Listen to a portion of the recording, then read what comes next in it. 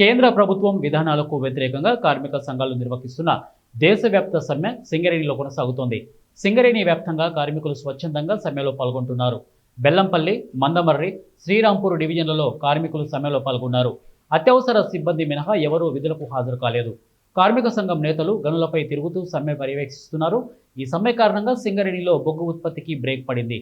AITUC, INTUC, CITUC, HMS, బీఆర్ఎస్కు అనుబంధంగా ఉన్న తెలంగాణ బొగ్గుగని కార్మిక సంఘం, విప్లవ కార్మిక సంఘాలు సైతం సింగరేణి సమ్మెకు మద్దతు ప్రకటించాయి.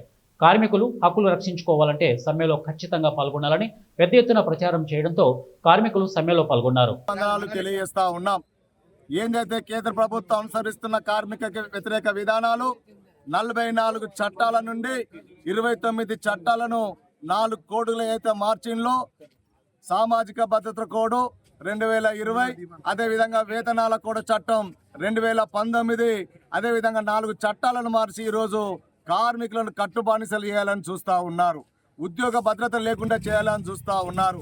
కనీస వేతనాలు అమలు కాకుండా వేజ్ బోర్డు లేకుండా ప్రయత్నం చేస్తూ ఉన్నారు.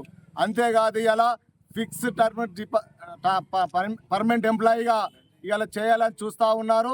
మరి ఫిక్స్డ్ టర్మ్ ఎంప్లాయ్మెంట్ ఇస్తే ఒకవేళ సింగరేణి ఉద్యోగులకు కావచ్చు, దేశంలో ఉన్న ఉద్యోగస్తులందరూ కూడా ఉద్యోగ భద్రత ఉండదు.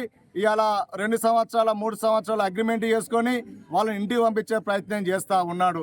అదేవిధంగా ఇలా ఏదైతే 8 గంటల పనిదినం సాధించుకున్నామో ఆ పనిదినాన్ని ఈరోజు 10 గంటలు చేసి ఈరోజు కార్పొరేట్ శక్తులకు, యాజమాన్యాలకు ఇలా అనుకూలంగా మార్చి శ్రామిక దోపిడీ చేస్తూ ఉన్నాడు.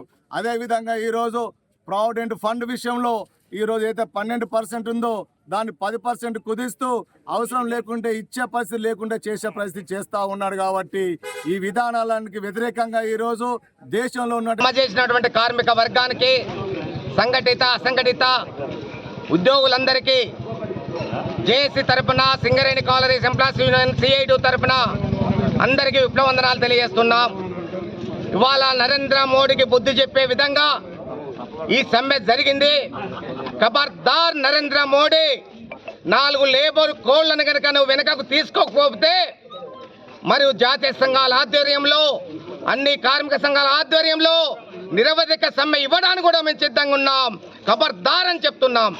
ప్రధానంగా ఈరోజు ఈ యొక్క సమ్మెలో 8 గంటలకు 8 గంటల 12 గంటలు పెంచడానికి వ్యతిరేకంగా, ఒక్కరోజు కూలు 178 రూపాయలు ఇవ్వడానికి జీవోకు వ్యతిరేకంగా, అదేవిధంగా ఫిక్స్డ్ టర్మ్ ఎంప్లాయ్మెంట్కు వ్యతిరేకంగా, అదే కాదు కార్మిక వర్గానికి వ్యతిరేక తీసుకున్న నిర్ణయాలకు వ్యతిరేకంగా కొత్త బావులు రావాలన్న దాని మీద నిశ్చయంతోనే, కొత్త ఎంప్లాయ్మెంట్ రావాలన్న నిశ్చయంతోనే ఇవాళకి సమ్మె పిలిపించాం.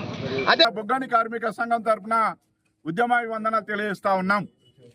ఇవాళ ఏదైతే కేంద్ర ప్రభుత్వం, నరేంద్ర మోడీ గారి యొక్క ప్రభుత్వం ఇవాళ కార్మిక హక్కులను కాలరాస్తూ 4 కోడులుగా ఇవాళ కార్మికులు సాధించుకున్నటువంటి చట్టాలను ఇవాళ తుంగలో దొక్కి 4 కోడులుగా తీసుకొస్తున్న దానికి వ్యతిరేకంగా ఇవాళ సమ్మె, దేశవ్యాప్తంగా సమ్మె జరుగుతూ ఉన్నది. ఈ సమ్మె ద్వారానైనా ఇవాళ నరేంద్ర మోడీ ఖచ్చితంగా కార్మిక పక్షాన ఉంటారా, లేకపోతే ఇవాళ కార్పొరేట్